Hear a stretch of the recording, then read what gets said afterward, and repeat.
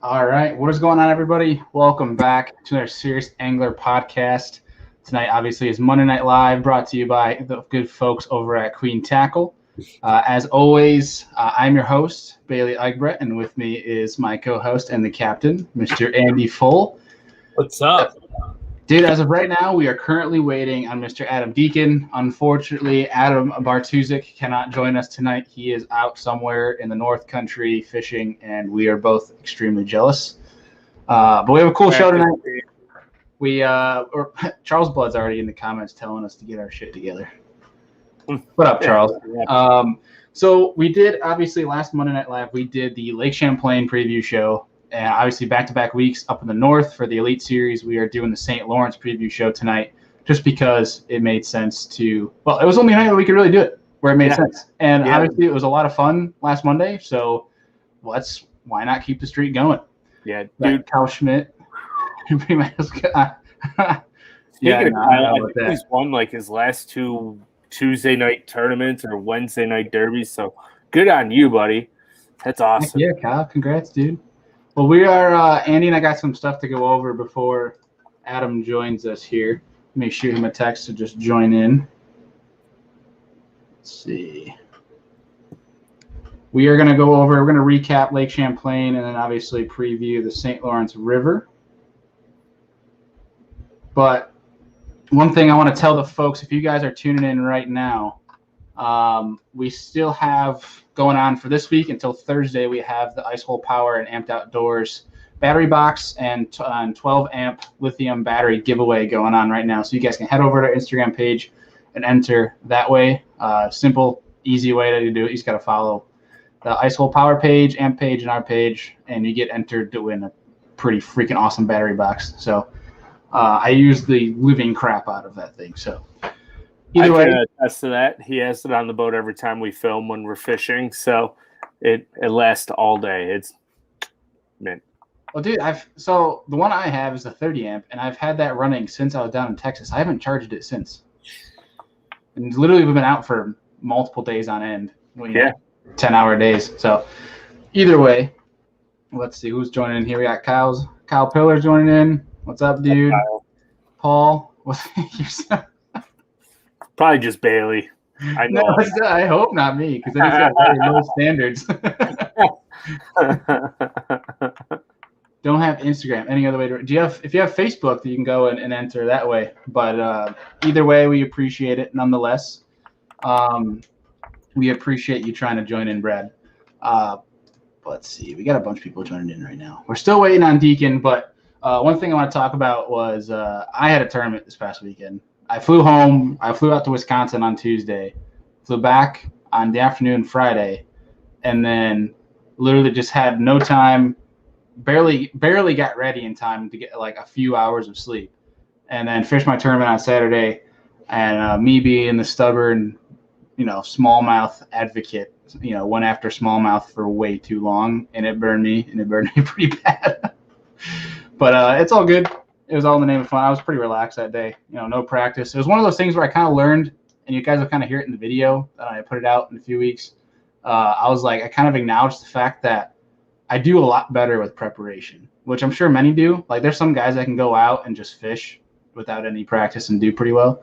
But I realized I could probably do that sometimes, but I think majority of the time I need a little bit of preparation. I think maybe more of like a mental thing to know what I'm going to do. Strategy-wise. For sure. Like, what is the first thing you do? Do you look at a map, or do you look at like the forecast, like 2 days out if you can't practice? Like, what is your process there, Bailey? If I can't practice, I just kind of look at what the weather's going to do and decide if I'm going to go brown or green. If it's really nice out, I'm probably going to go brown. If it's really bad out, I'm probably going to go brown. If it sucks, I'm probably going to go brown.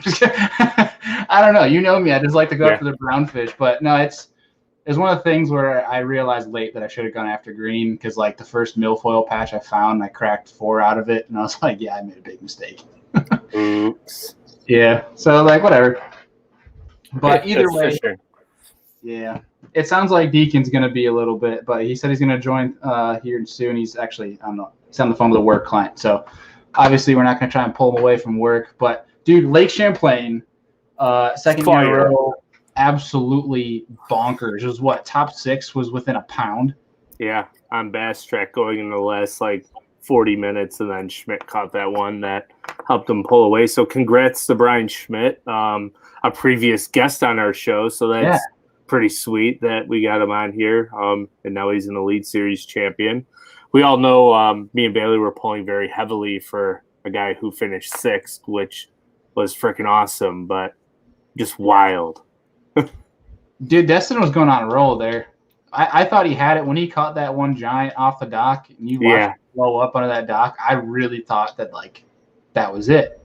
Yeah, I thought it was a 5+, and then I was like, ooh. I watched 9 more times. I'm like, oh, it might be 4.5. Might be 4. Just trying to lowball it to make it sound better. Yeah. So I was like, oh man. But dude, it was insane. One thing I was shocked by was Fighter on the last day, going for brown for so long. I thought he would have made the switch and gone for green for a good amount of the time. See, I think after day 1 of Champlain, I think his mindset changed. Because in the morning he's like, stupid smallmouth. And then he went and caught largemouth. And he's like, every ounce is a point, and every place is more points for AOY.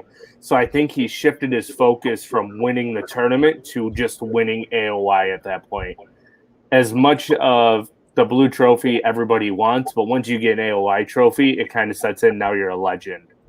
So anybody who won a blue trophy doesn't get legend status unless you get an AOY or a classic. So you're just one of the guys in the Elite Series who got lucky and won a blue trophy, in my opinion. It's way harder to win an AOY or a classic than just a blue trophy, even though it's very hard to win one. Right.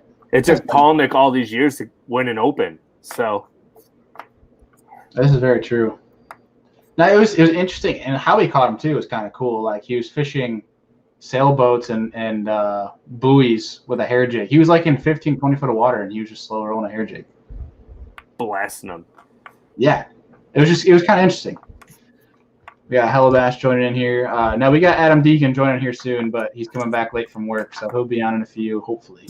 But I think that was one of my biggest takeaways was Fighter's game plan on the final day, because sun did come out for a while, and we watched Justin get up shallow and get after some greenfish.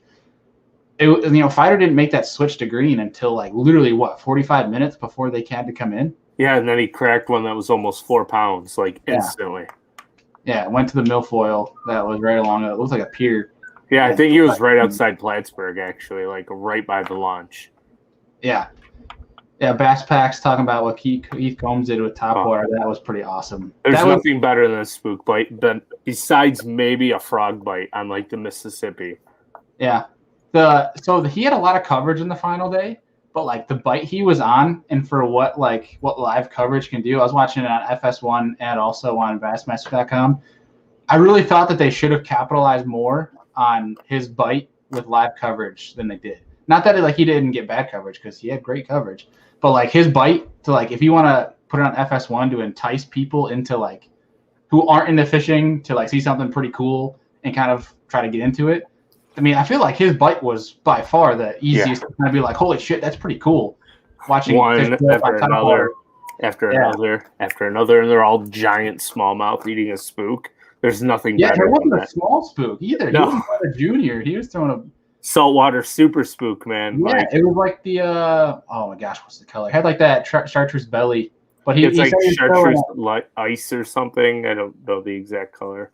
Yeah, it was that, and he said he was throwing a sexy dog, but I don't remember him seeing him throw a sexy dog at all.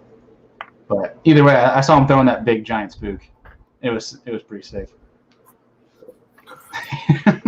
We are graced by the presence of Mr. Dick Duckett. What's going on, dude? I just saw that. That's awesome. But, dude, I really thought there was going to – I know obviously fish are coming off the bed and, people were estimating weights to be kind of low. But I really didn't think it was going to be 76. It was, what, 76 or 77? Yes, 70 – I think it was 78, that one. I mean, if Brian Schmidt stayed consistent, he would have gone over 80. If he stayed consistent with his weights. I don't know what happened. He mentioned how his fish was gone. I think he ran out of fish. I think his big largemouth bite, that's what carried him every day. He had 2 really big largemouth day 1 and 2. Yeah, it was 78.5. So he had 2 really big largemouth in each of his bags the first 2 days. And then day 3 and 4, he had basically all smallies. He had what, 16 pounds in the last day? Yeah. Man. Yeah, I mean, I feel like it should have been over 80, but either way, it's kind of crazy how you can have 16 pounds one day on Lake Champlain and still win. Like, that's how well he did days 1 and 3. Oh, I think one of my favorite parts of the tournament was when Zaldane was cracking him on a flutter spoon day 1. That was freaking incredible. That was pretty badass. It's like flutter spoon, smallmouth. I was like, man, I gotta figure out how to get that bite going. Like, that just looks like way too much fun. See, that's why so I was working Yeah, I was in Wisconsin. Obviously, I wasn't able to watch at the time, and you had texted me. I see it. I read it on my watch. Zaldane's cracking him with a flutter spoon, and I'm sitting there. I'm like, son of a because now it opens all these Northerners for flutter spoons, and I thought I was like the only one around here doing that sort of thing. But flutter spoon and a mag draft on day 1 in the morning, and he was just cracking them. It was so fun to watch. That's awesome. Everyone's out there with drop shots and hair jigs, and he's throwing flutter spoons. He's throwing meat and potatoes for smallies. Dude, at one point, I really thought that he was gonna make like a serious run and could even take Champlain, which would be an interesting tournament for Zaldane to win. Yeah, I think what happened to him is he was fishing a flat right outside a spawning area, and they were just there eating everything. And I think progressively those fish started moving deeper, like days 1, 2, and then day 3, when that sun was out big time, those fish moved on him and they never reset back up. And I think it pushed them out there to their summer haunts. And that's where he saw Felix on day 4. I want to say he caught a couple in like 30 foot of water that were big ends. On a spy bait. Yeah. So those fish were transitioning out. So there's 2 other takeaways I have. One was super interesting to me. Felix with a spy bait, and he was throwing on a casting setup. G-Fix 90. I'm like, was he throwing the bigger version? The G-Fix 90, yeah. And that's like what, half ounce? I think it's 5. Yeah, I think it's either a half or a tad above like 7/16, like a tad above 3/8. Yeah. Okay, that makes 3/8. Yeah. Okay. And then my other takeaway was, so we've heard, I remember hearing this on Bass Talk Live when they talked about Brian Schmidt's statistics and wins and how he's only ever won or top 10 on grass fisheries. He did have obviously a grass deal going, but a lot of what I watched was Schmidt on live, and I missed the first 2 days. He caught a lot of brownfish, drop shotting. I mean, I'd be curious to figure out where he exactly was fishing, because a lot of those buoy lines would be on northern ledges, right? So where he was catching them, they could have been grass to rock transition. So technically it still is a grass wind, because those Champlain smallies, you can flip grass and catch them on any given day. They're all over the place. So I'm just trying to break his juju, man, that he can do more than just grass. Old Schmitty. Did Mercer say the shit, Brian Schmidt? Did I get that wrong? I'm sure he did. I'm sure. I could have sworn. I don't know if maybe I'm the only one with that thought I heard that, but like when I was watching Weigh In on day 3, I could have sworn Mercer said the shit, Brian Schmidt, which is such a badass thing. But like, I was like, did he actually say that? Yeah. I mean, he's Canadian. He can get away with it, right? So like, they're the nicest people in the world. Like, sorry, bud. Just big old sorry. Yeah. What happened to Zaldane's ankle? Oh, you're saying the Schmidt. Oh, okay. Well, Zaldane did destroy his ankle too, because I think he took some smallmouth spine into the leg. I'm not the only one that thought he said the shit. I mean, it's awesome. It is. It's so good. Let's see. Any other takeaways from Champlain? Anything that you saw? Because I believe you were able to watch day 1 and 2. I watched a lot of it. especially when I looked at Bass Track and saw our good buddy there was just absolutely cracking them and was going to be in second place after day 2. I really started like tuning in because I was at work, so I can't really watch. I kind of had to flash in and out. But one of my biggest takeaways is how many fish were caught north, right? Normally, somebody running down south plays in that tournament. Like one guy out of maybe the 10 or 15 that went south. And I think only 2 people went all the way down. Kelly J and then who was the other one? It wasn't Wes Logan. It was the other guy. I can't think of his name. Yeah. You talking about Kyle Welcher, I think, went all the way south. Welcher? Yeah, I believe he went all the way to like South Bay. They showed him on Bass Track, which is an insane run. That's like 120 miles. And so the answer with Ticonderoga, I don't think it's dead. I think the grass hasn't grown like it has in the past, and the fish are going deeper. And then back in recent history on Ty, they're caught in grass, on riprap, shallow, and trees. I don't think they're up there anymore because there's nothing holding them there. And nobody's really exploited the deep bite down there yet because they go down there thinking to catch them shallow. Those fish are still there. They just moved. That's true, Rich. The water is low. They did mention that. Yep. But there were some, I mean, during the Hobie BOS, there were some giants caught. And there was a lot of giant brown fish caught south of Ticonderoga, which was kind of crazy. That's what Drew Gregory was actually doing in the canals, which is kind of crazy. I don't know if a boat could get back there anyways, but either way. But yeah, that's another takeaway. Scott Martin. That was kind of crazy. Oh, yeah. How did he actually end up? I don't even think he made the cut. Was he in the 80s? I think he finished like 60. Oh, I know. I have it pulled up. Hold on. Which is kind of crazy, which we're going to talk about in a little bit here when we translate to St. Lawrence River. Scott Martin finished 87th. Man. Looking in the 80s, too, here's another takeaway, and probably my last takeaway, because there's so many, because Champlain just, like, stirs up so much chaos amidst all the standings. Justin Atkins was 11th place on day 1. Yeah. He ended up in the 80s. How crazy is that? It's like you're fishing. Because I feel like it's impossible to wear out on fish on Champlain. Yeah. They regenerate hourly. Just crazy. I don't know if maybe he stumbled on them, and maybe he kind of got on like a row group of. I don't know if he had brown or green. Do you recall on day 1? I think he had a mix. I'm pretty sure he had a mix. Or Corey Johnston not making the cut. That burned me. We're gonna get into our standings here in a second. We got to get. I want to see if Deakin can send us his score, so that we can do our fantasy fishing update. What was?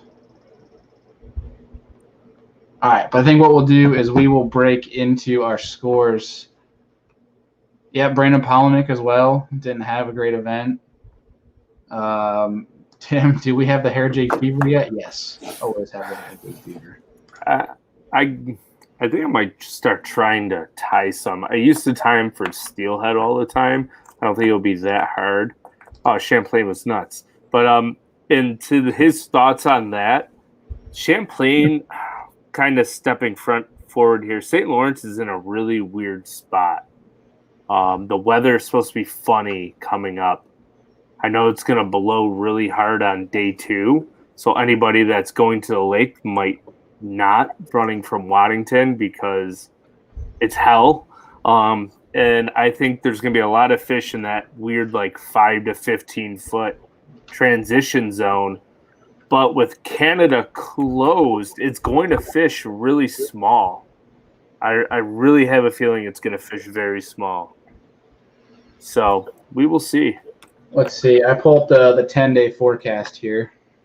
And quick, referring for those who may have tuned in late, Bart is not joining us tonight. He is up in the North Country, and he is out of service, and he is fishing.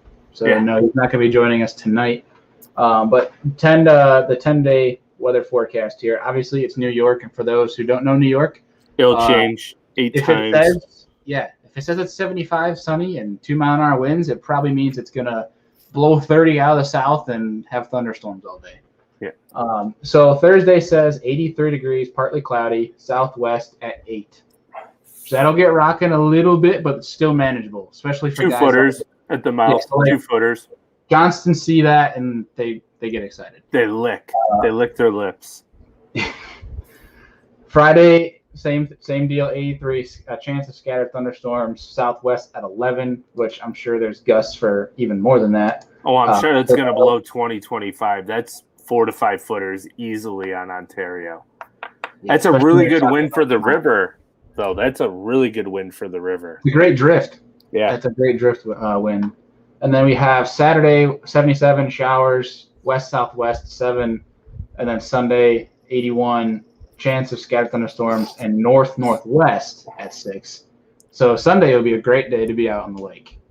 I feel like even Saturday, depending if there's any remnants from Friday, could be kind of sketchy, but west-southwest at south, or at 7 miles an hour, isn't going to be too bad. And it's only Monday, too, so that's going to change 7 times by Friday. Yeah. There's another really good point. Lee Livesey. That was kind of one I didn't see coming. No, he's back to his rookie year form. He is catching the fire out of him. He really struggled to start last year, and then when he won, was it Gunnersville? Chickamauga, yeah. I knew it was one of the TVAs. When he won Chickamauga, it like flipped a switch on him. He's been nonstop since. And he's been an absolute hammer since. Lee's a fun dude to watch. Oh, yeah. He's funny. Let's see. All right. So, diving into scores from Champlain.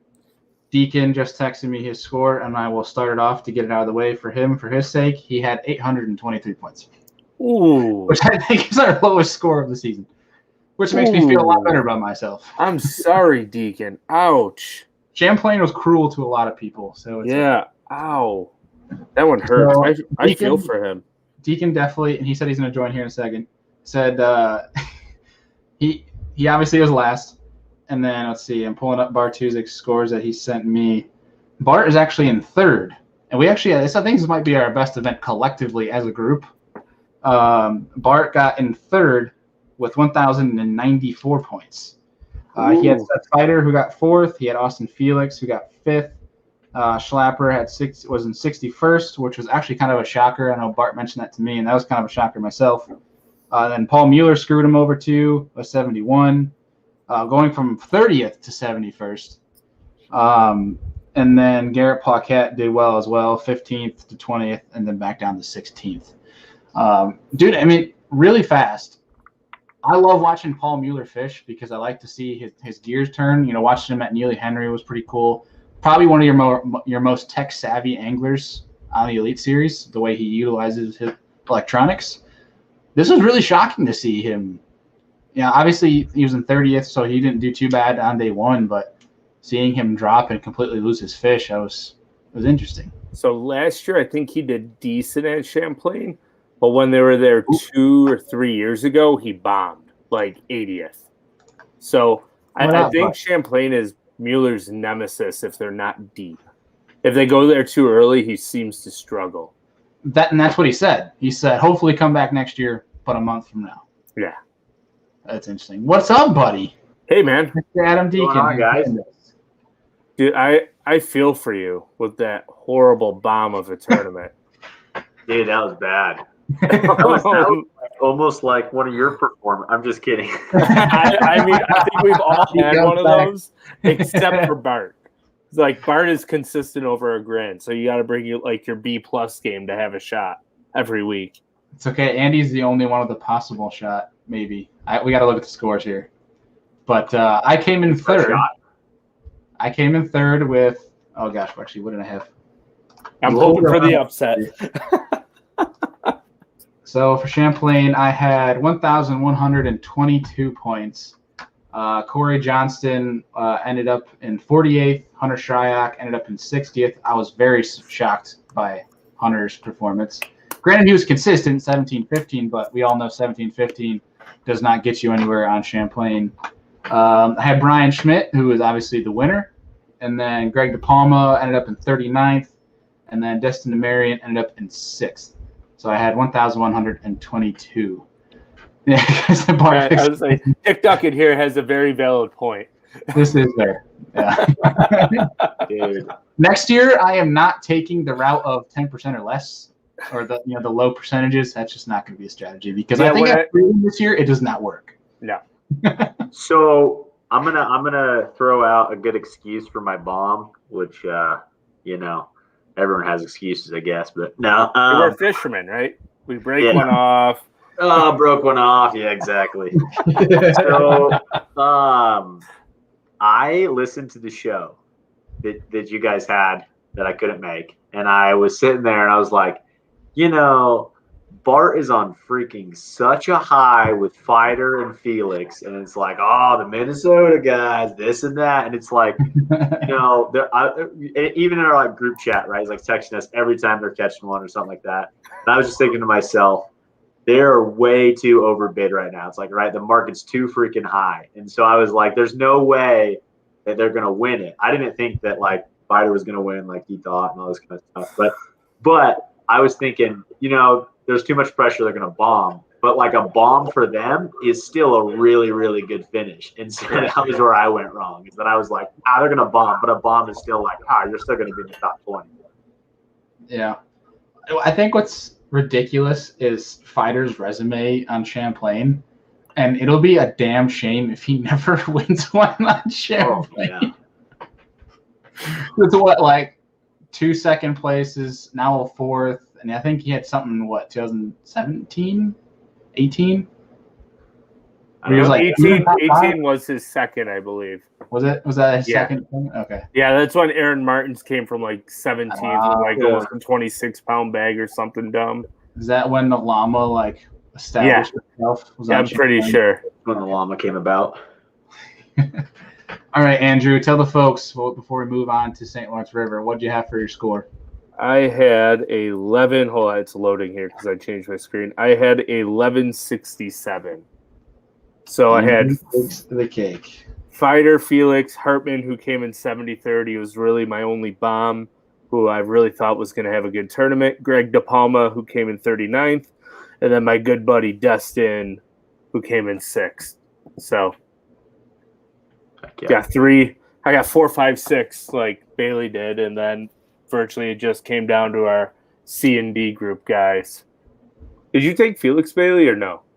I did not. Who'd you take again, Group B? Group B, I took. Oh gosh, hold on, I'm pulling it back up. Because I think that was the Hunter Shryack. That's right. Yeah, 60th. So that was the big difference. But I did pick Brian Schmidt.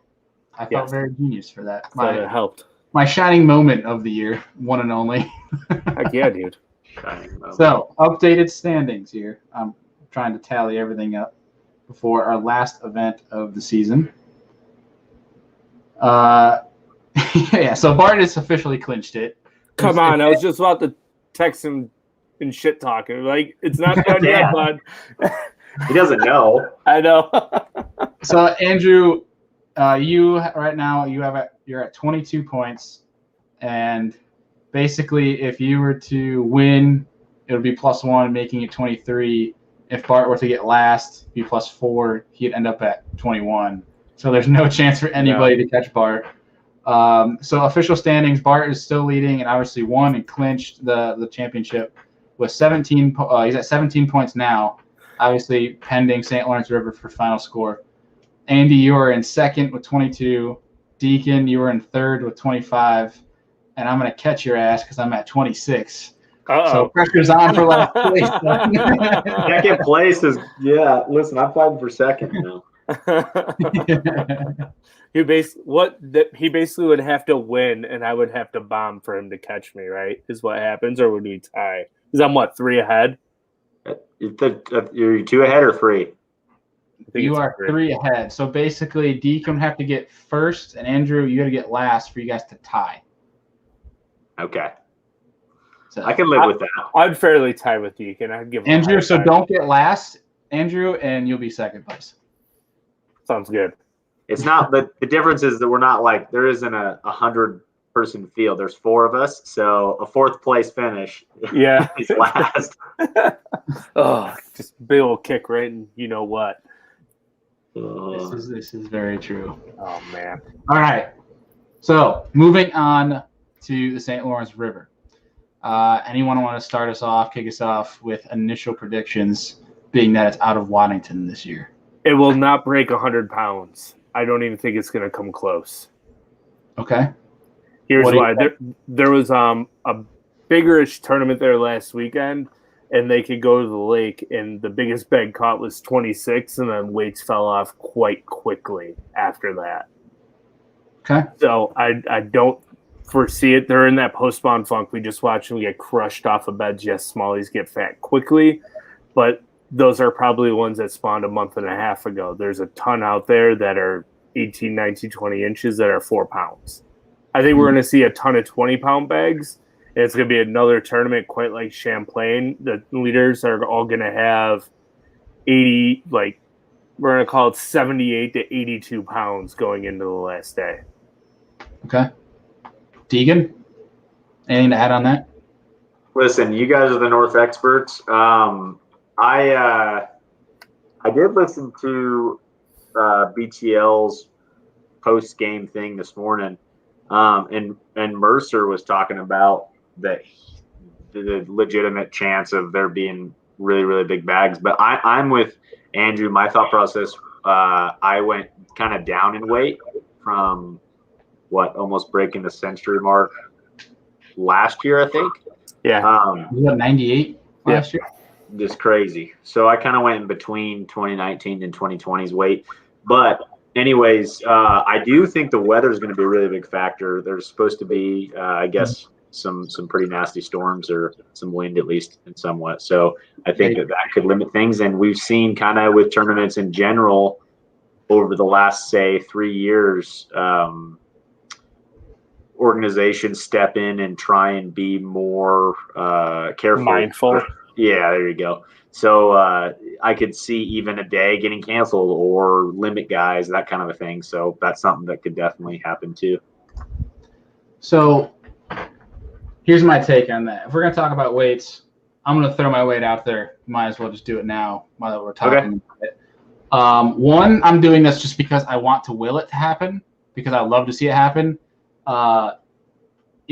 My gut tells me you're an idiot. Don't pick this weight. Not that weight matters too much, but I'm choosing 101.6 because I want it to happen so freaking bad, but also because one, there is that chance of a mega bag. They can get out on the lake at least 2 of the 4 days if the weather stays as is, meaning there is a chance for 25 plus.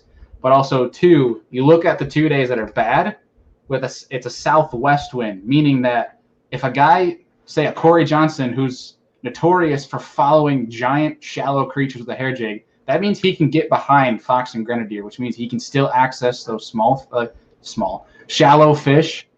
I think it can still happen. Part of me, 20% of me says it can still happen. 80% is like, it's probably going to blow too much to make for them to have that chance at 25 plus. But also, like, the angler in me is like screaming that I want to see 100 pounds of smallmouth happen so freaking bad. But I think it can happen. I think if it really depends on how much that lake really gets rocking. But I mean, obviously with that southwest, it's gonna get rocking. It's just a matter of who's gonna have the cojones to run down the lake and chance it with those shallow fish. And I think you see even the Canadians, like the Johnson brothers, they'll still go out on the lake in that. Oh, they won't care. It's just how fast can they get there. So yeah. And I think that, so to retract on my 1 point, I said 78 to 80 pounds. I meant 68 to 70 pounds coming into day 4. I think it's going to be like 20 to 24 pounds day 1, 2, and you're going to see weights kind of fall out from there. If you get a day that it blows really bad, like let's call it a straight, let's say the wind switches and all of a sudden it blows east at like 25, right? Bailey, you and I both know when they get to Clayton, it gets big in there with an east wind because of all that current. So that run is not going to be fun for those guys. If you have any type of wind at all, getting out into the lake, it's 110 miles from Waddington to the mouth of the river. Oh. So to get to Fox and Grenadier, it's going to be another 15 to 20. So now they have to stop for gas because they're not going to make it on one trip there and back. And 2, they're going to be fighting waves. They might only get a half hour to fish. I just don't see them being able to catch 25 pounds every day if they run to the lake. We got Ron saying south 5 to 10 on Thursday, 10-15 on Friday, west 5 to 10 Saturday. Which is for Clayton and the river, which are great winds. The only day that might suck is Friday at that 10 to 15. Yeah. I mean, it's not going to be bad. It's not going to be glass by any means. I think that west will be worse than the Friday. I think I would take a south over a west any day, at least one for the river and also for that mouth. Yeah, the south will make that river really easy to navigate, but coming out into that lake, it could get real dicey. Well, here's also the other factor here. The variable is that it's New York, and the weatherman are always wrong. Is garbage, horrible. It's everywhere. So, yeah, you get more excited for the bad weather-looking days because that's usually the most beautiful days you go out and fish. So my bold prediction is it won't be one on the lake. It's going to be one between, what is that point up there? Right before the lake, Cape Vincent. It's going to be one between Cape Vincent and the mouth. Whoever runs to there, that's where the biggest fish in the St. Lawrence live. It's going to be one there, and you're going to see probably half the field run there because they know it. So whoever can keep up with the big ones, like day one before the Johnsons went out in the lake last year, whoever can catch them and survive in that area will win the tournament. Wow. Yeah, So, it's going to be wild with the lake open. I think it's. I'm hard pressed to say it, but like with the timing, I really think it's going to get one shallow too. That's to my next point. You're going to see 2 top 10 bags on largemouth. Wow. Because they're a giant largemouth, right?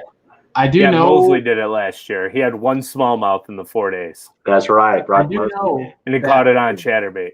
The stuff Mosley was fishing through the grapevine, people saying the stuff that Mosley was fishing, no one really ever fished prior to him fishing it, and now it has been recently just destroyed. Like everyone pounds the living crap out of it. Hackney. I could be wrong. Don't quote me. Not the year before he left the Elites, but the time before that when I forgot who won that one. It wasn't Polnick, but he fished largemouth all 4 days and made a top 10. 4 or 5 years ago. He had like 76 pounds, I think, or something. So Tim Creighton has an interesting comment here. And this is one I would love for us to discuss. So Zona kept referring to super late spawners in the St. Lawrence. Do you think bedding fish will be a factor in mid-July? I think 1,000% there's still going to be fish on beds. Yeah, it's the tail end of it, but somebody will find them. Like, will they be Felix? Big bellies? I don't think there's going to be. There's probably a few. I think if guys get on the lake, I think there's definitely going to be still some. I don't want to say pre-spawn fish, but fish that haven't dropped eggs fully yet.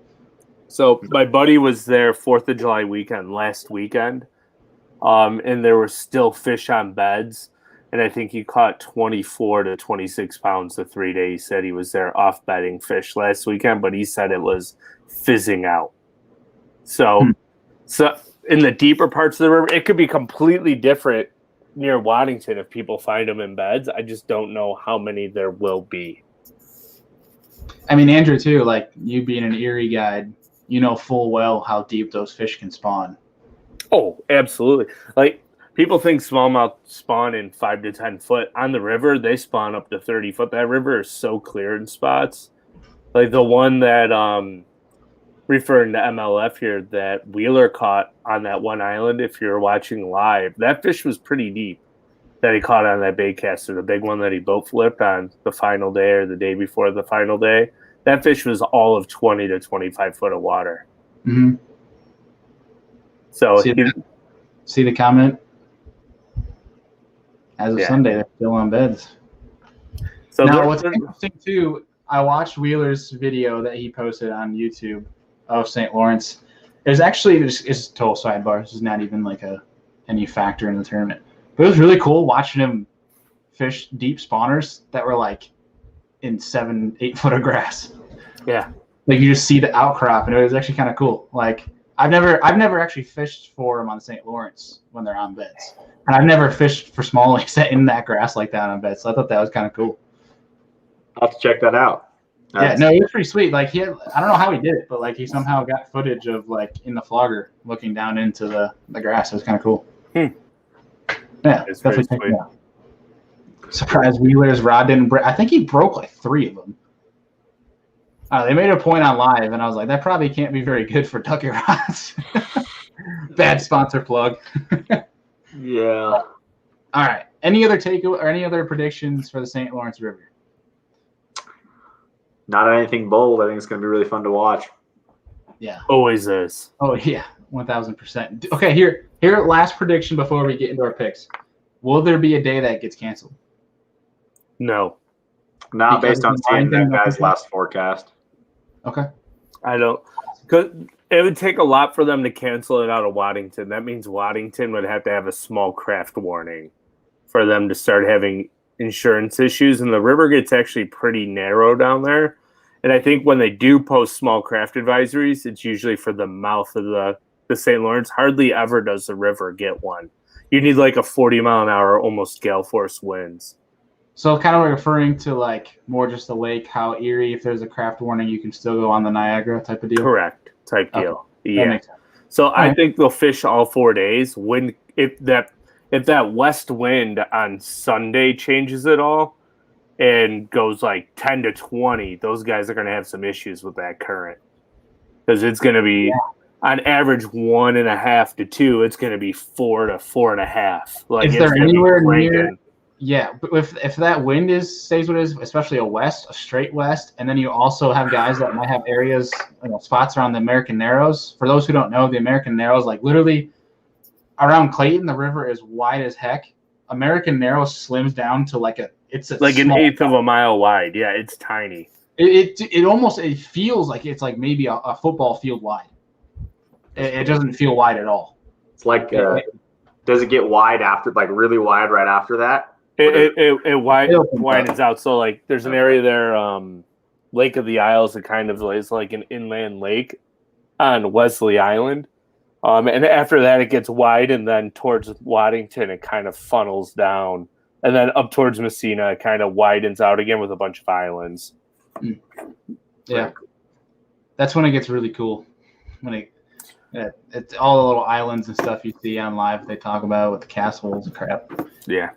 I will not be going to St. Lawrence this weekend. I wish I could, but no, I am flying down to Florida. I have a cool event this weekend, which we'll talk about next week on Monday Night Live, and then I got ICAST next week, so that'll be a lot of fun. But that'll be for another discussion. I think now is time to get into the picks. So let's do it. Cool. All right, Group A. Andrew, would you like to start us off? Reigning champion from Lake Champlain. Sure, and I'm going to choose the reigning champion because he wins everything on the St. Lawrence. Corey Johnson is a hell of a smallmouth fisherman, but his brother, when it comes to smallmouth, just seems to win everything. So my pick is Chris Johnston. Okay. So, I have a feeling that you picked who I picked, so you want to go. I also chose Chris Johnston. Oh, okay. Right on. Yeah. Very nice. Yeah. Yes. I mean, I don't know if you guys felt this too, but I felt like in these buckets, and like it just seems hard. Like, well, every time you go north, it's like it turns into. I mean, if you look at it, there's not a bucket that doesn't have someone in the 30 to 40% pick range, and it's like it's. I don't know. I don't even like. There was a couple buckets that were hard, but to me, honestly, it was more like every bucket I looked at, it was like, okay, there's 2 options here, at least for me. And it was like this guy did well here, this guy did I don't know. It was a very skewed buckets when it came to these northern tournaments. All right. Well, I was wrong in my prediction that we had the same pick, but I went also with a Johnston, but I went with Corey. One, because he's at 8%, which is kind of crazy to me that people. I mean, no offense to Fighter, but like Corey has, I believe, smoked him twice already in previous years in the St. Lawrence River. Yeah. And Corey's at 8.9%. And one also his when they had him on live talking, and he was like, I don't know how Chris beats me every time, but he was like kind of taking jabs at Chris, saying how he's going to beat him this time. I think it'd be really cool to watch Corey win this time. And also have like a back to how cool would it be, and how like cliche of it for Bass to have like these like fishing industry groundbreaking moments where you have brothers win back-to-back years. That'd be cool. And this is a little side note on the St. Lawrence. Any major tournament on the St. Lawrence in the Northeast, Chris and Corey fish together as a team, and they win every single one. So it's not a bad pick. Literally, like, if you follow them on social media, every tournament they fish north of the border together as a team or with their dads, they win. Like, they don't come in second, they don't come in third. They win, and it's usually by like 3 to 5 pounds. It's just insanity. They hate them up there, but love them at the same time because they take all their money. So you guys have watched Billy Madison, right? Yes. Adam, have you watched Billy Madison? Yes. So you guys will understand the connection here. You know the family O'Doyle? O'Doyle rules. Yeah. Picture the Johnston's rule. They jump to the ramp for Canadian Bears. Dude, Obviously, so got the car going over the edge, but like, I don't know. That's not a crack at the Johnsons, but I just thought it was kind of funny. Like, literally, they win everything. It's just insane how good of anglers they really are. I think Corey deserves one. I agree. He's had bad luck the last 2 times up there. The one year he was like in 2 different boats. The trolling motor fell off. Oh, that's right. Yeah, when he was leading or like in second place after day 1. Then he was late to weigh in, and he was still in the top 10 somehow in a backup boat. Like, yeah. Oh, one last takeaway from Champlain. I know I've had like 500 of them. Huge shout out to Jay Ellis, dude, for picking up Kyle Welcher. You didn't have to do that. I think he would have a much better finish if he didn't obviously do that. But yeah, hey, it's karma, man. You do good things for good people, comes back good things happen to you. So, another sidebar: Derek Hudnall not being able to make it in on day 2, and he had 19 pounds. Yeah, he showed his scale. He had a great bag. That's okay. Same scenario. Derek Hudnall, what he was caught in. Do you think a Northerner would have made that run? Yes, I think so too. No crack at Derek Hudnall. I mean, safety over everything, but wait. So I missed what happened to Derek. So was he down fishing? He was fishing in the gut area, like the funnel of the gut, and he had about a 30-minute run left, and you can see like 5 to 6 foot rollers over his shoulder as he was sitting there, basically like cry. Like, I felt terrible for him. I'd be crying if I was him, but it looked like he was ready to just like unleash. He handled the situation. Well. Yeah, he did, but it just my heart went out for him in that situation. So what happened exactly? You said that, so he didn't run back through the waves? Yeah, I think he waited too long to make the run back because the wind forecast said this, and then he got to a point, and like happens everywhere in the country with weather, especially New York. The wind is never what they say it's going to be, and into the gut there was like 5 to 6 foot swells. Yeah. So he didn't make the run, which I have different views on. Like, one, it's like if you got that good of a bag, try to make it back. You can try to figure out a way. Yeah. But at the same time, I'm like, safety over everything. So I won't ever knock a guy for absolutely not. No. But at the same time, it's like, it's just kind of different personalities, I think is what it is. Well, and no one was there, right? Like, I mean, dude. True. Like, yeah, we weren't in his shoes. Like in my eyes, right? Like, I'm not from up north and haven't been on giant water, but I've been on some really rough stuff where I was like, come around the corner, I'm like, oh gosh, I don't have time to make it back comfortably. Like, this is going to be going to hurt.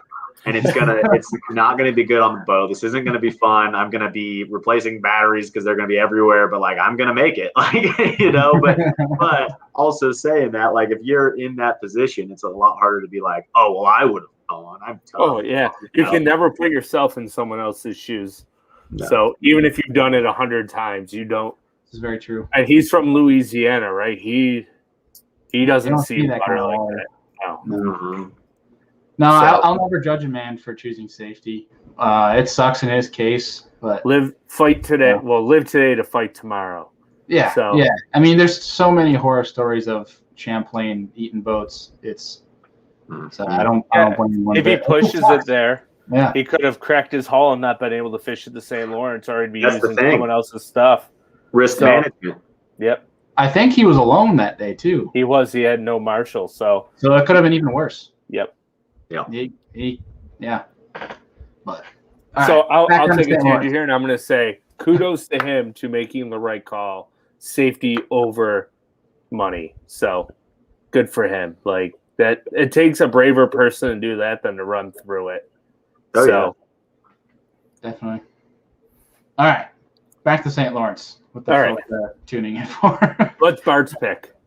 That's a great point. Is it fighter?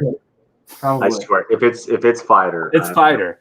If it's fighter, he gets DQ'd for overusage of an angler. Even though we should have that rule next year, like a combination of drain the lake. Yes, I like it.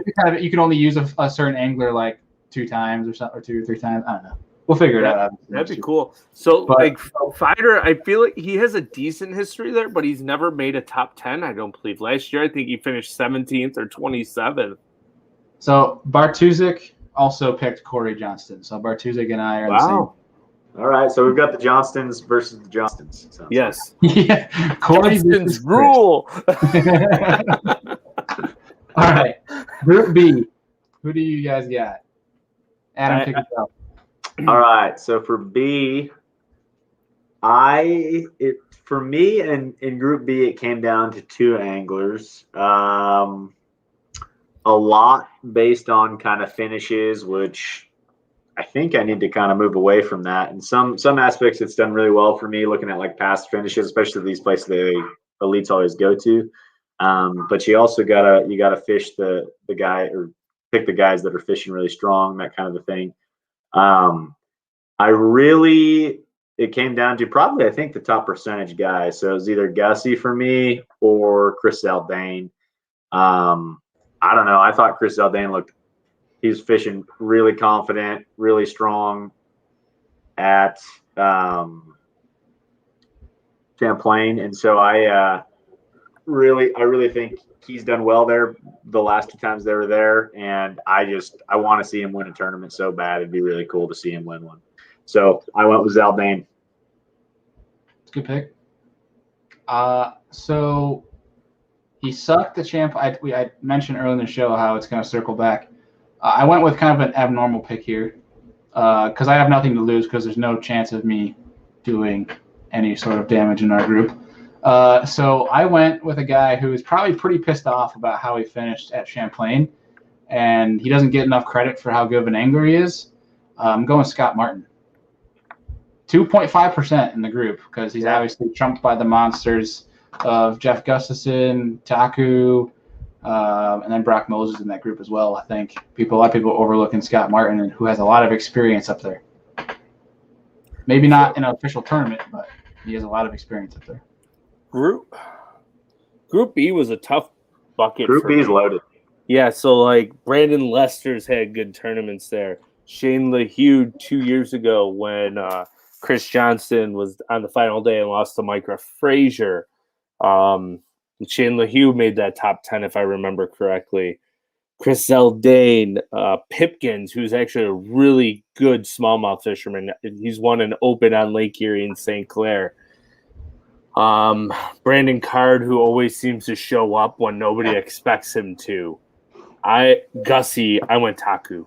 Just because it was exciting to watch him pull a lamprey off a smallmouth last year and basically turn around and be like, is this good? I was like you cannot not root for that guy. So, and he's a smallmouth catching machine.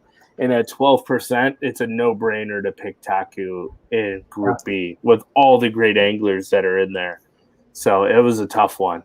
Yeah, really fast. So Mr. Dick Duckett, who has gracefully joined us tonight, also mentioned Taku went up in pre-practice before the Classic. Taku, dude, like talking with some of the anglers, like probably one of the hardest, if not the hardest worker on the Elite Series. He pre-practices every single thing. And he's like, I feel, and Destin was mentioning this, Andrew, that like Taku like pre-practices as much as possible. Like his work ethics is insane. I mean, I know multiple people said that for. How do you have enough money? Here's the deal though, man. If you look at like, okay, I think it's not just in a Japanese thing, but a lot of the Japanese anglers, and I think we've talked about this before, but it's an international angler thing. Look at the guy who just Jacopo or whatever it is, who just won the Italian. Yeah, the Italian guy, like he talked about it too in an interview. He's like, look, man, I'm here for this X period of time, and I don't have my family here. They don't have any distractions while they're in the United States. So it's like he couldn't even go home. He was forced to stay here. Yeah, and that's the case. So it's like, man, those guys pre-practice so hard, and you see in the Opens too, right? Like, I mean, Kenta Kimura and like the guys who qualified for the Elites from the Opens, like those guys are spending so much time on those lakes. Yeah. Incredible. Just I'd be tired. Respect. Yeah. Like just fishing like 6 to 4. Not it's taken away from any of the other anglers, but like if you're going to a whole other country, that's just kind of an added level of stress and dedication. Yeah. But Deacon, what do you got for Group C? Let's see. I've got Keith Combs, man. I'm riding the train from Champlain as well. I mean, so what? Good pick. Zaldane finished third. Keith Combs finished second. If you look at the last 2 years, let's see. Where did he finish? He finished fourth in 2019. And then he finished, let's see, somewhere pretty high in 20 as well. I know he was in not last year. Like three times ago when KVD won, I know he was in the top 10 there too, I believe. Yeah, that's maybe what I'm thinking of then. But yeah, catch him on a crankbait. He excels up north, man. He really does. And he's one of those guys. Like there's a couple of those guys from the south that have really figured out the northern fisheries. And he's a structure. He's an offshore guy, and he knows how to fish for smallmouth. So Chartreuse Blue Black 5 and 6 XD. Here it comes. They better be ready because that's what he's throwing all day. Do you think a reason why these guys from the South can do well on certain fisheries, like the St. Lawrence River, is because in the South they're spending so much time, during the summer months at least, graphing and on their electronics that it translates well to a deep fishery, a structured fishery like the St. Lawrence River? Absolutely. That you can learn how fish position, because the one thing that our fisheries don't get a lot of credit for, they talk about current, right? They talk about current, but I think current is the most underrated thing that they can talk about because fish set up so specific on current when you're graphing and you understand the way that current's moving.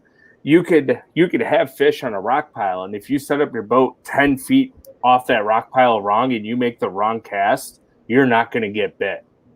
So electronics and understanding wind current, wind-driven current, and natural current is huge with electronics. Because I know, Deacon, you're out there in those high Colorado mountains and Plains lakes. I mean, you get a lot of wind-driven current off of points, sure. I would assume. But, like, there's something different about 1.5, 2 mile an hour current. And setting up on it with wind and making the right cast. I mean, on the Niagara River alone, it doesn't fish anything like the St. Lawrence. But if you make the same, you can make 2 drifts on a mile stretch. And if you're off on that drift by 10 feet, you don't get bit. So because there's literally positioned a very specific way on those rocks based on the way the current comes over. So by being really good at electronics, especially like Mega Live now and the Lawrence Lives, you can really pinpoint right where those fish are sitting, and based on the way that current comes through those rocks, you can set that boat up currently, like perfect to make that right cast. True. And that's a very underappreciated point because it's not an easy thing to do. Yeah. Makes Andrew, sense. did you give your pick for Group C? It's Carl. Carl? Okay. Carl. So he almost won a Costa there a few years ago. Last year, he ran all the way to Mexico Bay from Clayton, which is an insane run. And he caught him really good days 1 and 2, I want to say, and then like scrapped together river fish on day 3. He has one of those crazy work ethics that he's going to find something. I don't know if he's going to catch a ton of fish, but I think he's going to be a player to make the cut because he almost always does on the St. Lawrence. It was kind of like a safe pick for me in Group C. The only other one that I wanted to go with was Ray Hanselman because either last time or 2 times ago, he caught him really good on a crankbait. And if Keith Combs is catching him on a crankbait, Hanselman is going to catch him on a crankbait. So that was a hard toss-up, but I just went the safer pick in my opinion. Okay. Which is weird. Combs, Carl Jocumsen. One quick observation before I let you guys know my pick. Matt Aries, 12%, which I thought was kind of interesting. Mm-hmm. But so Bart, actually backtracking really fast, Bart picked Brock Mosley for Group B. And then he sent me his picks, announced it tonight. And I saw his pick, and I hadn't made mine just yet, but I knew I wanted to pick him. So obviously I'm not going to pick him for the sake that Bart has him, and it's Pat Schlapper is another, I think, great pick for the St. Lawrence River. Didn't do as well as I think many expected him to do on Champlain, being that it's a similar fishery, kind of like that fighter variable. Guys from the upper Midwest, water's very similar. But something about those Wisconsin guys that they really understand smallmouth. So instead of Schlapper, he's only at 1.7%. I'm going Bob Downey. I think that could be a guy that kind of comes out of nowhere. Current, man.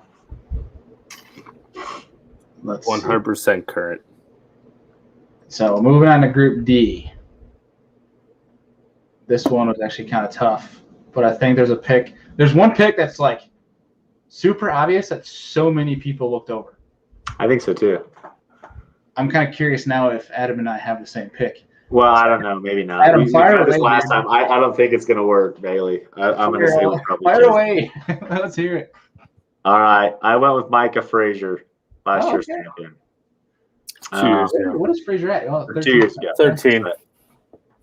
That was what, 2 years ago where he won? 2 years? No. 2 years. 2 years? 2 years ago. And then last year he finished 5th. I mean, a 1st and a 5th in the last 2 years in bucket D. Comfort zone. Kind of hard to turn that one down. He's having kind of an off season, but 1st and a 5th. And I think he's under a lot of people's radar because of the season he's having. And he's still at 13.6%, but it's not crazy percentage. So that was my pick. And man, he's figured out how to catch those fish there, shown in the last 2 years anyway. Okay. I'm pulling up last year's results just to fact check myself before I say something that might be wrong.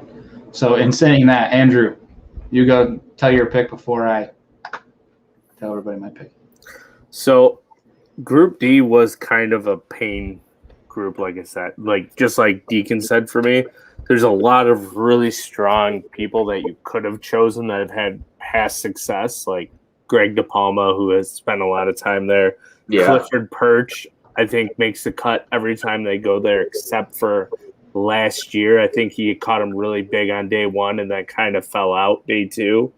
Another guy, Clark Wenlet, who almost won, is at 4.6%.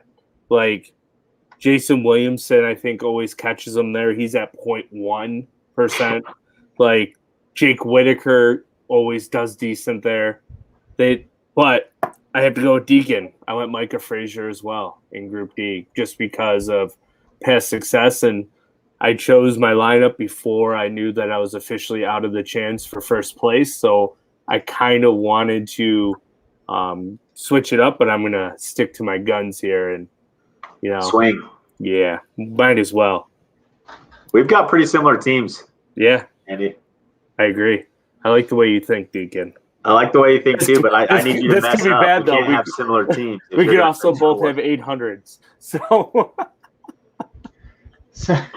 Clark Wesley actually spent a hell of a long time up on Ontario and St. Lawrence last year. Like, I think literally the entire gap from St. Lawrence until the fall event, which I think was St. Clair. Could be wrong. Yeah, but it was an entirely different time. They were here later last year. So right. fish were like full-blown summer pattern. Just from having areas, though, to go check. Just kind of from, So I went and I fact-checked myself. Last year he finished in 23rd. 2019 he finished 26th, but last year he was in 4th after day 1. He's at 1.1% right now. I'm going Clifford Perch, which I thought was kind of a more obvious pick because he got a lot of attention last year. Fishing the same stuff that Chris Johnson was fishing. Mm-hmm. I can see Clifford Perch doing well. He always does well there. Always. Arizona guy. You got to look at like guys like Bertrand. They just understand smallmouth being from that realm. I think he could do pretty well. And obviously being at 1%, I couldn't resist with, the monsters. Like a lot of people picking Mueller, obviously Mike Frazier, as you guys explained. Greg DePalma's in that group as well. I'm relatively surprised, though, that Wendlandt is still only at 4%.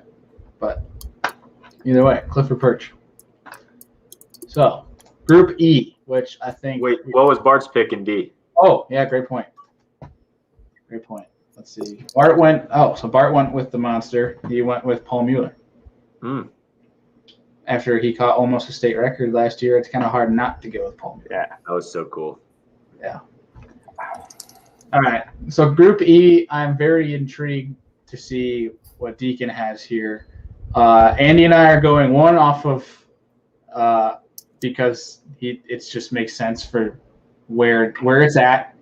Northeast, Destin Marion, smallmouth. He's a Lake Erie smallmouth guide. Just makes sense. Deakin, we are very intrigued to see if you went that route as well or if you went a different route. No, well, I almost did. I really looked closely at him, and it was so cool to watch him live on Champlain. That was freaking awesome. He did a great job on live. He did. Fantastic job. I went with Garrett Paquette. I just figured Bucket E, looking in the Northeast, he's done well there before. He had a good finish at Champlain. It's kind of on the up and up, so I'm looking for him to get after this week. Yeah, Bucket, obviously if you're like myself and this year the strategy of not trying to pick these big percentages, trying to stay low percentages, Group E was really hard. Like, I think, there's a couple of guys that I think would stand out in that fact of Chris Groh could do kind of well. I don't know, understand if he has a great understanding for smallmouth, but he's more on the northern side, he could do well. Kelly J is good with smallmouth. Mike Hoff, I was going to say Mike had Hoff a top 10 there a few years ago, I believe in 2019 when it was shallow.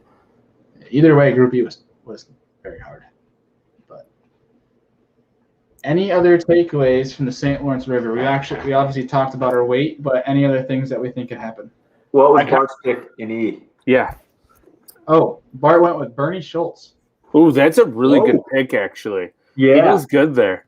He is good there. I remember hearing about that. Yeah.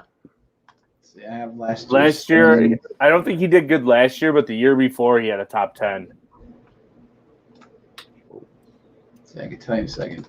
He always seems to show up out of nowhere and be like, "Oh, Bernie's still on the Elite Series." 64th in 19. Oh no! Last year he had a good finish. He finished 15th last year. Got it. Right. Oh. So, one, not necessarily for the St. Lawrence in general, but more of the Elite Series. So, how many? Is there a number yet on how many guys are getting cut? I think it's 15. I believe it is 15. 15. Now, are there any legend exemptions still, that kind of a thing in place? I thought that they did away with the Legends exemption. I don't think they can. I just think they did away with it. So whoever's in the Elite Series now gets the option to choose the Legend exemption first. So right now it'd be like Clun, and then I can't think of his name at the moment. David Fritz. Yeah, Fritz. I believe Fritz and Clun are your 2 Legend exemptions next year. So technically those would be gone already. So when Swindle and Polinick came back, they finished higher in points than needing the Legend exemption from getting the boot.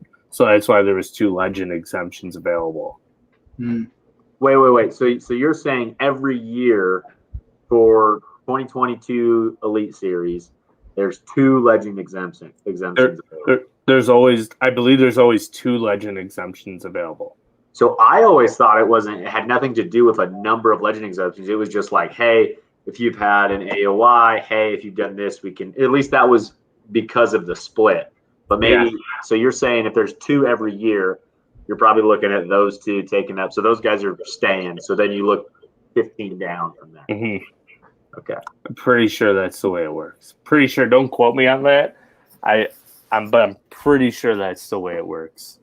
Cutting field to 80, but 13 spots come from. So they're cutting 20. Whoa. So wait. So if they're cutting field to 80, that means they're cutting 20 spots. But if 13 come from the opens, does that mean that it's? They're trying to downsize the field, I believe, to 85. I mean that's 60. So it'd be 67. So that's like what, 33 spots? Wait. No. 13 no. are coming. Add 13. So they're going to 93 next year. It'll be 93. 93. Okay. And then from the opens, and then then you have what your nation. Nation. Yep. So then now you're looking at 84. So so maybe like you said exactly. Maybe they're getting to 85, have Legend exemption or something. So interesting. That'd be really interesting. It's kind of crazy. Like you think about, like there's some guys here that because of the whole COVID letting them stay another year, like some guys that may never ever come back to professional fishing. You know what I mean? Yeah, and that, like you said earlier on BTO, and they had Mercer on. That's one of the things he talked about is like, especially what's being tough about being a commentator, being on stage, and talking with these guys is you could have one guy come on stage who you'll never see again on stage, and the next guy might be an angler of the year. It's kind of hard to balance that. It's kind of crazy to think. It's been a while. What COVID has done has been kind of wild. But yeah, we're gonna do. Speaking about this, we're gonna do after the St. Lawrence. We're gonna do a season recap, and then I think what we can do is kind of tell Bart what the heck we're gonna send him because obviously he won. But then also we can kind of just dive into a couple different things that happened throughout the year. Talk about who finished up in AOI, that sort of jazz, some surprises, which was kind of what I was going to lead into right here. Going into the last event, there are a couple of guys on the bubble right now that are kind of surprising that might not make the Classic this year or for next year. Let's hear him. So right now it's just kind of funny. He just won, which I think is huge for him right now. 39th, the last spot in, is Brian Schmidt. And then at 40th, first guy out is Matt Airy. 41 is Caleb Kupal, who won at Gunnersville. Another name that stands out is David Mullins, who was second in Angler of the Year last year. Stetson Blaylock, Keith Combs, Menendez, Bill Owen. Let's see. What are some surprising ones? So Scott Canterbury is in 61st.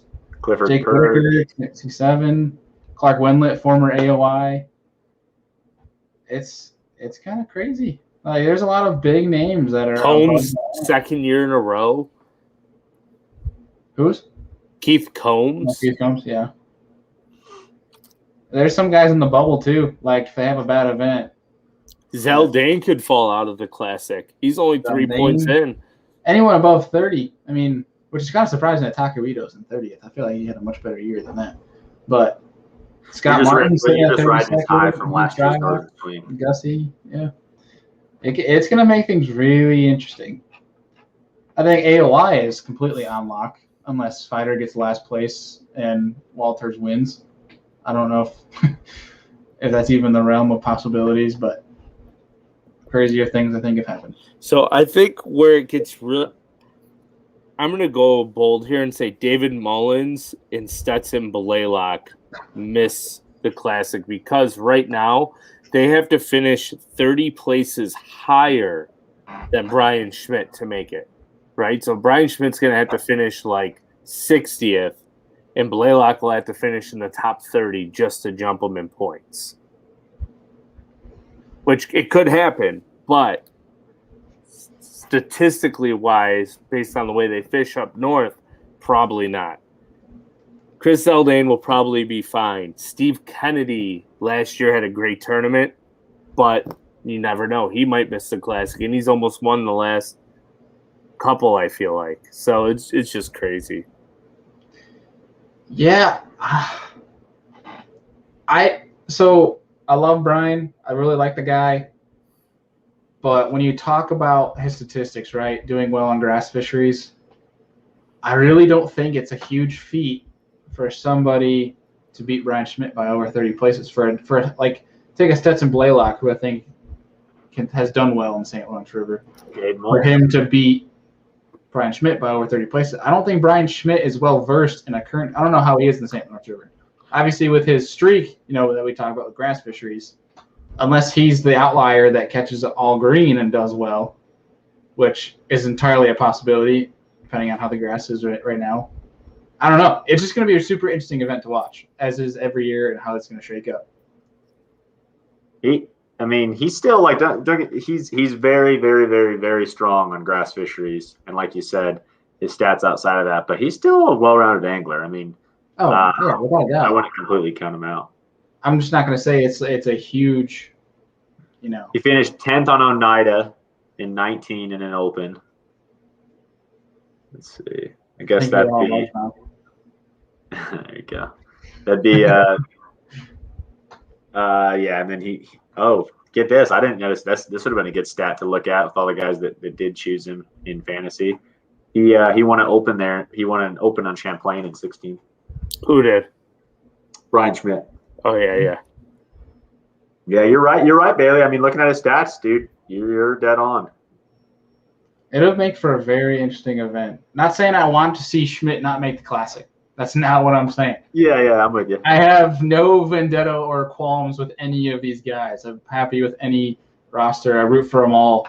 But it's just kind of interesting as a fan and for us, to go on the show and talk about it. It's really interesting to see how it kind of shakes up and the different formalities that are possible with the different characteristics. And that's what obviously makes fishing so freaking cool. So, yeah. You have a question, Andrew, from Mr. Dick Duckett. Who will the two largemouth guys in the top 10 be? If it happens, it's going to be Christie and Hackney. Oh, dude, Hickney. Christie went all brown on Champlain. I know. He fished for some green ones, didn't he? Yeah, he fished that trestle bridge. And then he fished those cattails. He was flipping those cattails. They talked about on live, though, how he said that the population for him just wasn't there, so that's why he was majority of brownfish. And maybe he was catching his limit of green ones and then going chase brown ones or what. Jason Christie is a very good smallmouth fisherman. He won on St. Clair.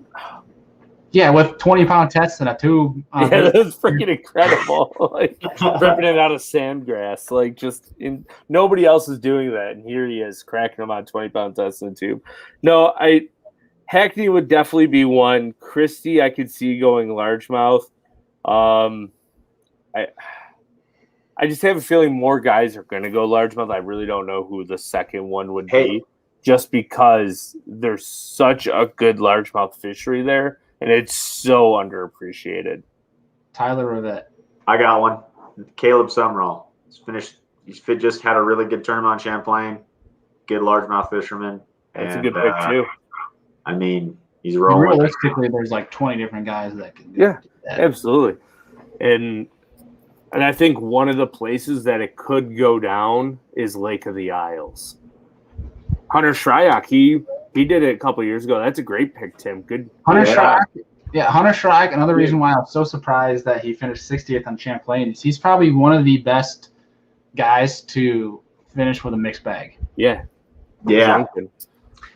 Gotta love it. He's well versed in both. I mean, he's born in Ohio. He's well versed on Erie. He's not, smallmouth and deep smallmouth do not scare him whatsoever. He's well versed in that, and he's very good with largemouth. Obviously, he's a shallow flipping guy. What he's known for, at least in the Elite series. It'll be very interesting.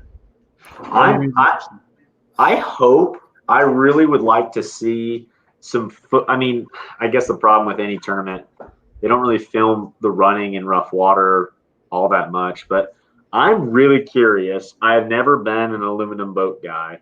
I don't really consider the Lund even like a true express style boat, right? Like I think a Lund does phenomenal in rough water. I've seen it too many times in walleye boats. But like I am curious to see how that express actually does. I mean, you have the length, right? It's a 21-foot boat, but I'm curious. I would like to really see one of those guys make a run. I think that would be huge for express, but I'm just curious actually if they perform when you get to up north or not at all. Yeah, it's going to be interesting. I'm excited to watch. So, any other takeaways we got for the St. Lawrence River before we sign off here, guys? I can't wait to watch a slugfest. Surprising thing, I bet Austin Felix will be catching spawners because he will find them. Yeah, and we didn't do weights.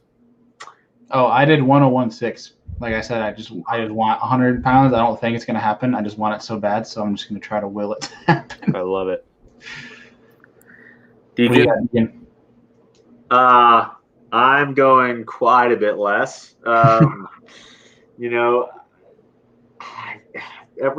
think everyone gets hyped on weights, especially Bart with weights, but we gotta love it. Take shots at him now while he's not here. Exactly. No, Bart is always pumped about weights, and it's better to be glass half full than glass half empty. But I went with 88.3, so just over 22 pounds a day. Not even 90. Wow. Okay. No, not even 90, Dude, man. I love the way you think. Are you ready? I have 88.13. Wow. we can't be any closer in our picks. 22 a day. Just Where's over the positive 22 a day. vibes, fellas? Come on now. It's post-spawn. The last time it was post-spawn and they were here this early, I want to say it might have taken 90 a day, and they had far better weather. Didn't you have like 28 pounds on Erie post-spawn?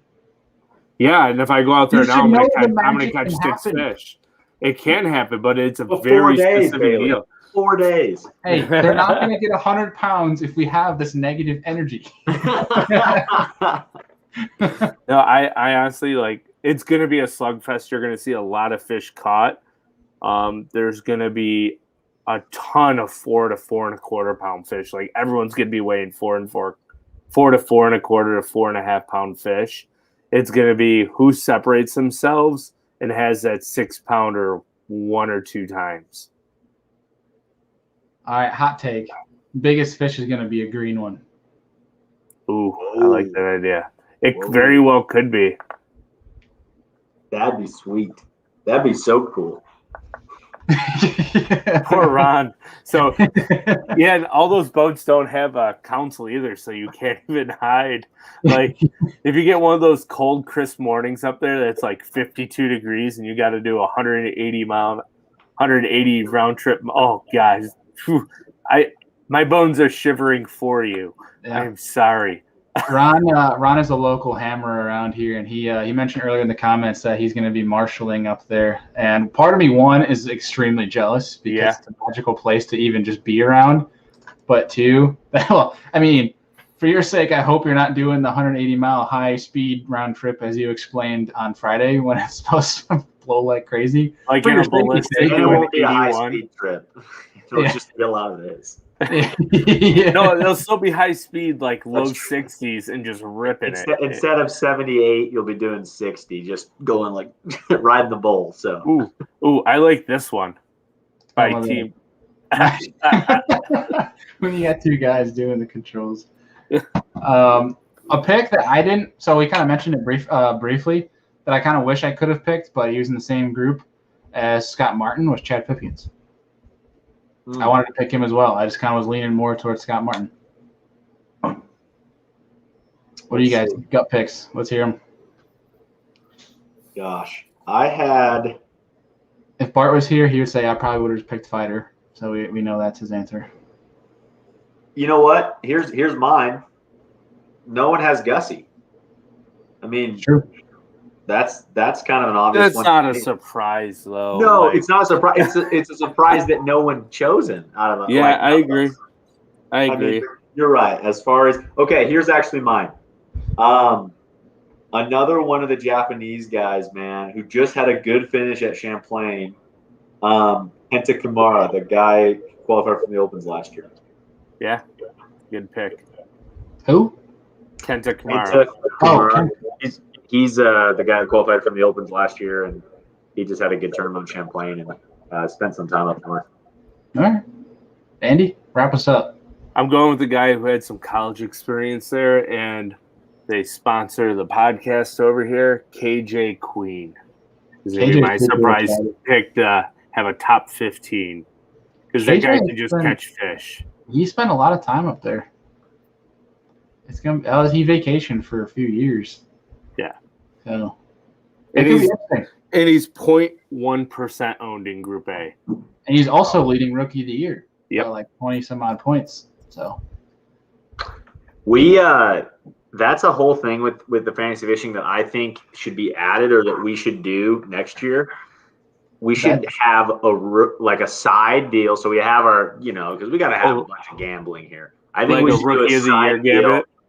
Huh? A Rookie of the Year gambit? Either a Rookie of the Year for the full year, but I'm saying just of each event, out of the 13 rookies or whatever there's going to be, who's going to finish the highest in this one? Just one rookie pick for each event. I think that's a great idea. I think we should do that. I kind of like Tim Creighton's comment back here earlier, too. He wants us to have a side bet. What was that? Who's going to catch the biggest largemouth? Was that what it was? Yeah. Ooh, I like that. It was I think it was who was going to do well or top 10 with the largemouth or something like that. No, Tim Creighton, I think, had I think you guys should do a side bet who will be the highest green fish finisher. Highest predominantly green or what happens if you weigh in a smallmouth? Or half your bag's smallmouth. Yeah. I think we should do – I don't know if we could do a side bet on that. I would say we should make a guess on what the biggest largemouth will be weighed. It'll be hard to track, but if somebody watches weigh-ins, I want – that's a giant. That is a true – that's like as far north as you can go and catch a 6-pounder is the St. Lawrence. Oh, no, that's baloney. You can do that in Canada. Yeah, kind of. I'm going to go 5'10". Big green one. I was going to say 5'3", but I think somebody's going to weigh like 22 to 24 pounds on green if they go after green. So negative. What do you mean? What happened? 5-pound largemouth on a Great Lake is look, even Dick Duckett agrees with you. Like, geez, like, he even knows you're outlandish on that pick. Come on. I know I'm outlandish, but like this is how you get the hot takes, guys. Like you gotta be outlandish to like, I don't know, I'm like Stephen A. Smith over here for fishing, just making horrible hot takes that are just bold and never right. The worst. I don't know who's worse. Stephen A. Smith or Colin Cowherd. Like they're both just equally bad in their own right on everything they do. So yeah, we're gonna open up a whole nother can of worms. We're gonna talk about sport commentary right now. That's a whole nother show. Yeah, I'm pretty fired up. God. But yeah, no, I think it was too bold. Even 6'8" is giant, and me even saying largest fish will be a largemouth is kind of ridiculous. But it is. It would be cool to happen. So, will there be any 7-pound smallmouth weighed in? No, I don't think so. I agree. I think lunker will be somewhere in the mid-6s for Smalley this time around. Yeah, dude, 6'8" green. Come on now. This is the one we always talk about this, Andrew. I am the guy that's obsessed with smallmouth. You're obsessed with largemouth, and now you're arguing against largemouth. You're supposed to help me here. Not on the St. Lawrence. Not on the St. Lawrence. I'm the one who said there'd be 2 top 10 guys fishing largies. So how am I against you? So how am I against you? Yeah, whatever. I just wonder with the greenfish, now that Brock Mosley has opened that door wide open, I wonder how much pressure they can take for a 4-day derby. I just don't know if someone can sit there and pound on them and catch 22 to 24 every day. I think it'll be a guy like Hunter Schock who goes out and gets 20 to 21 pounds of brown and goes catch one big greenfish. But he's only going to do it for like a day. And I'm just saying because now, right, like you would have maybe had 10 guys, 15 guys check on the greenfish last year and see what they think. And now you've got 50 guys going to look at the greenfish this year. And then 20 of them will start there, 20 of them will fish them. Or, I don't know. I just don't know how much pressure. I don't know how big the area is. I've never been there. So, yeah. That could be a fun hot take there, right? What if Fighter throws a curveball and goes largemouth fishing because he knows it's wrapped up and he goes and just flips up just giant green ones somewhere? Like Fighter, just because he's got like a 60-point lead on AOY, right? Like he's like, I'm just gonna go have fun. I'm gonna go flip milfoil all day on the St. Lawrence and catch big greenheads. Like, Screw it. He's got nothing to lose. He's like, I just had to finish 50th and I'm fine. If he catches 20 pounds the first 2 days, he's fine. Dude. He wins AOY, not trying. Having fun is so right, dude. Like that would be. I mean, like. First of all, smallmouth. Did you see? Yeah, on live, I was laughing so hard. Stupid smallmouth. He was so. Dude, he said "stupid smallmouth" 25 times. Like it was just the entire time he's complaining. He's like, "Why did I even go there? That was so dumb. I hate those things." I think it's funny seeing this new side of Fighter now that like he's in the running for AOY. Yeah, you see him not as calm and collected.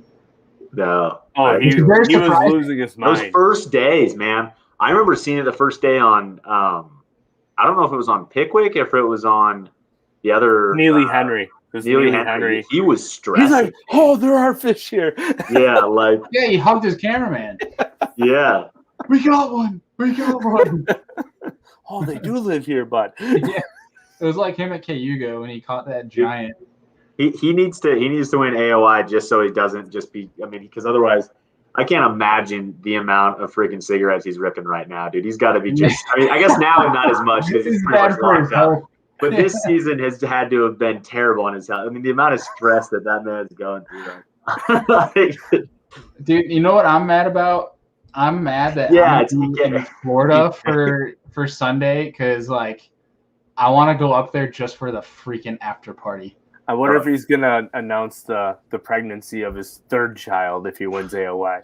Like, Fighter, what are you gonna do now that you won AOY? I'm gonna go kill some greenheads and impregnate my wife again. Like, Jesus, stupid smallmouth. Like it was so funny. Like on your point on that, like every buoy who would cast that hair jig or a drop shot to it and not get bait, he's like, I hate these stupid things. Stupid smallmouth. And take another cast. He's like, you should be on this buoy. Stupid smallmouth. I was dying. It's why everyone watches live because once that's on, it's just It was so funny. Like he was like not like throwing his rod down, but he was like not gingerly setting his rod down. He was like partially slamming. He's like, we're out of here. We're going to go catch some green ones because these smallmouth are stupid. I'm just like, and then he ends up going back there day 3 and 4 and cracks the living crap out of them. So it's just funny. That was such a cool deal. Yeah. We're watching the hair jig in like 15, 20 foot of water nonetheless. Yeah. It kind of shows you how much they really suspend. Mm-hmm. I thought this 5-8, man, on the buoys was cool to me. Yeah. Like, I know that's been a thing, but tons of love from Dick Duckett tonight. Yeah. He started the day with the American cap on, man. Rally cap. Awesome. The American flag power pole cap. Ron with the hot take. Ooh, I like it. Hackney for biggest green and Mueller for the win. Mueller. Okay. It would help Mueller big time, dude. Mueller needs it to get in. Where is Mueller in the standings? Isn't he just outside? No, I think he's right. Man. He's in 74th. Yeah, he has no shot. No, but That is a hot take there. You're going to see people swing it because if you win this tournament, you automatic berth to the Classic. It's true. Yeah. Also, I mean, you don't have to worry about points, right? I mean, if you're out of it already, why wouldn't you shoot for the win? You're not fishing for the Classic now. I mean, right? Unless you win. But you're going to have some guys fighting for their life to make it to the Elite Series next year. Yeah. They can play with both their arms, but also they got freaking 360. 60 and live. I love this. What do you like? Am I missing something that I should know? No. We're just watching. No. I thought it was like an inside joke. No. I just love the fact that we're having all this commentary tonight. Like, it's fantastic.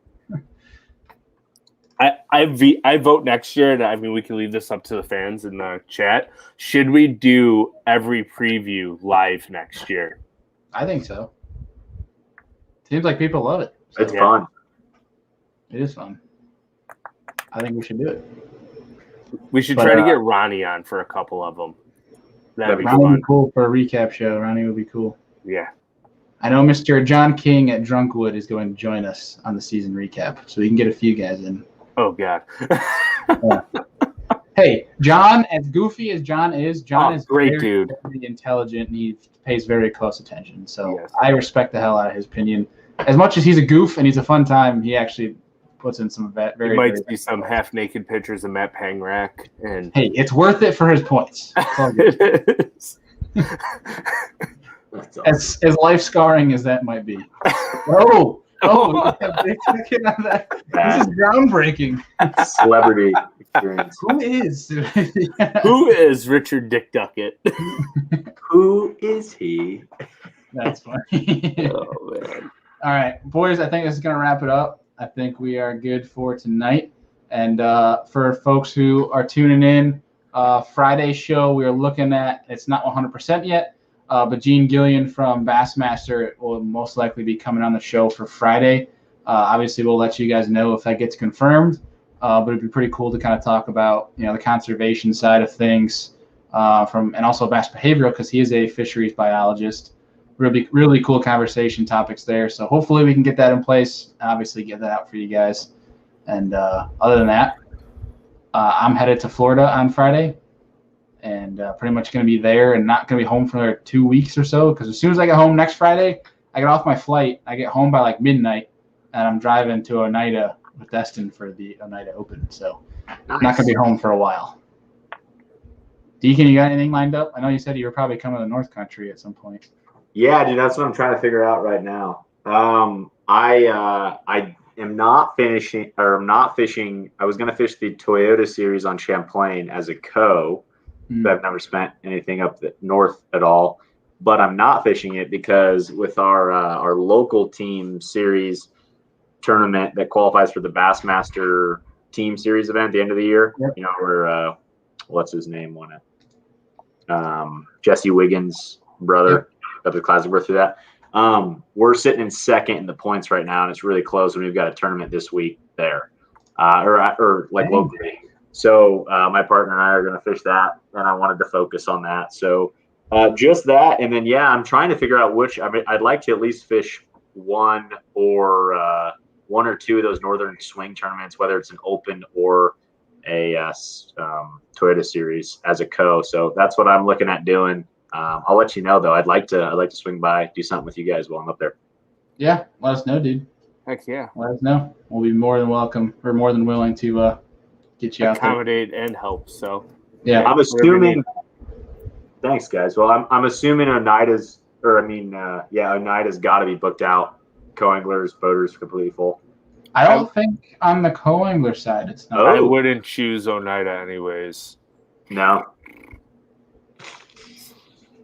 I mean, if the place fish is kind of tough when there's 200 boats on it. It doesn't handle well. You'll be in like a group of 8 boats fishing in the same spot. Sounds like a lot of fun. I don't think it's full either for St. Lawrence, but let me know. We could probably put you up. Sweet, man. All right. Let us know. But either way, folks, we're probably going to sign off here. Appreciate everybody tuning in tonight. These things are a lot of fun to do live. And like Andrew said, I think the plan for next year, for next season, is to do them all live. So, there you go, Deacon. Dick Duckett said that you could stay with him. So Sweet. There you go. Give me Dick Duckett. He needs to change that first name to Captain Dick Duckett There instead of Richard. With the hat. Incredible. Yeah. Really fast before people tune out. Also on the MP3 as well. We haven't plugged this much, and I feel bad, and I apologize to you, Deacon, for us not plugging it every show. If you guys are seriously missing out if you're not going to the Business from the Bass Boat podcast, because Adam does a killer job over there. Really cool, kind of like obviously business from the Bass Boat, so he has the business-oriented side of the industry. Speaks to some really cool freaking people, and does a great job doing it. So we haven't plugged that enough, so I apologize on that behalf. Oh, you're good, dude. So anyone tuning in, if you're still watching, obviously you can follow him on social media, find him on all podcast platforms. That's it? You don't have a YouTube, right? No, man, I need to. That's my whole thing right now. So we've got some cool guys coming up here. We've got John Sukup coming up here in the next couple weeks, and just some more kind of business-oriented guys, but anglers too. So should be a good time. Sweet deal. We'll go check them out, guys. Obviously, we'll leave it in the description. Appreciate all you guys for tuning in. We'll see you guys on Friday.